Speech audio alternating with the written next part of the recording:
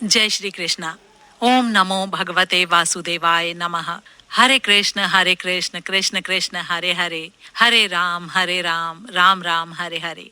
आइए शुरू करते हैं आज की कथा।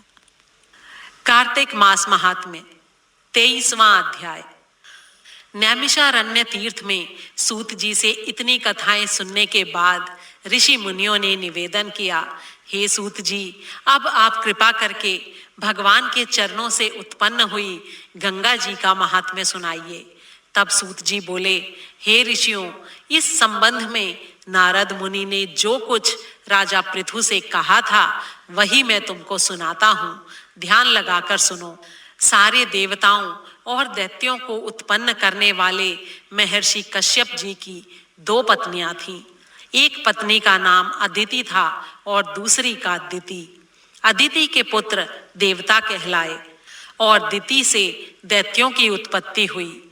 भाई होते हुए भी देवताओं तथा दैत्यों में जन्म से ही परस्पर शत्रुता चली आ रही थी।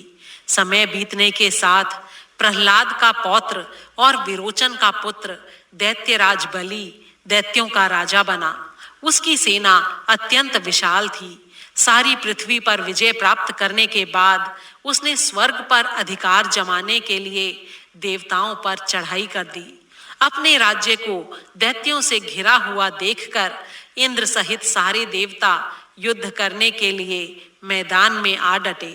बड़ा ही घोर संग्राम हुआ जो अनेकों वर्षों तक चलता रहा।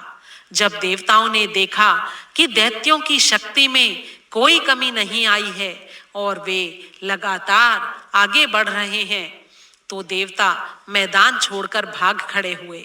इस प्रकार दैत्यों ने स्वर्ग पर अधिकार कर लिया और बलि स्वयं इंद्र के आसन पर बैठकर वहां शासन करने लगा।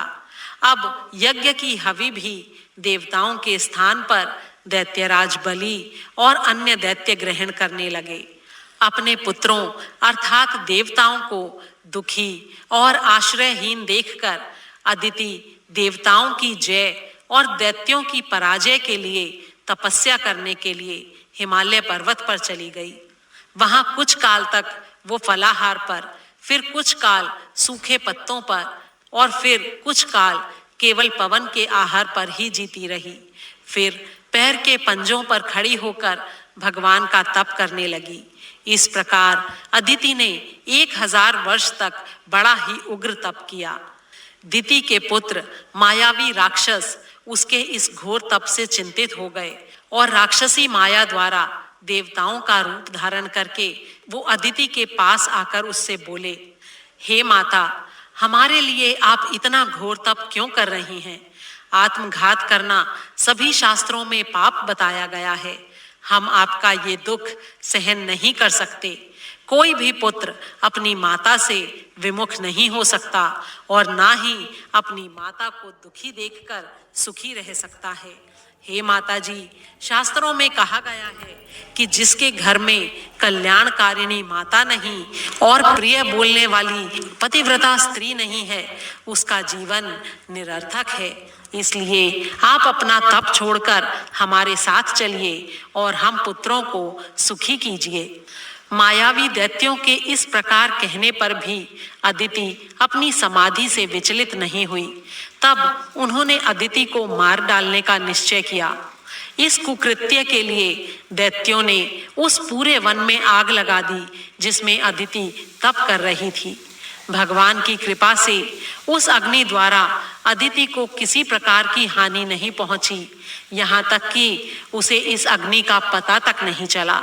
भगवान का सुदर्शन चक्र अदिति की रक्षा करता रहा और सभी दैत्य स्वयं ही उस अग्नि में जलकर भस्म हो गए। इस प्रकार देवताओं का फिर से स्वर्ग पर अधिकार हो गया। बोल श्री विष्णु भगवान की जय। कार्तिक महात्म का 23वां अध्याय समाप्त हो गया है। हर हर महादेव, हर हर महादेव। अगर वीडियो अच्छी लगी तो like the video, subscribe my channel and share the video. Thank you so much.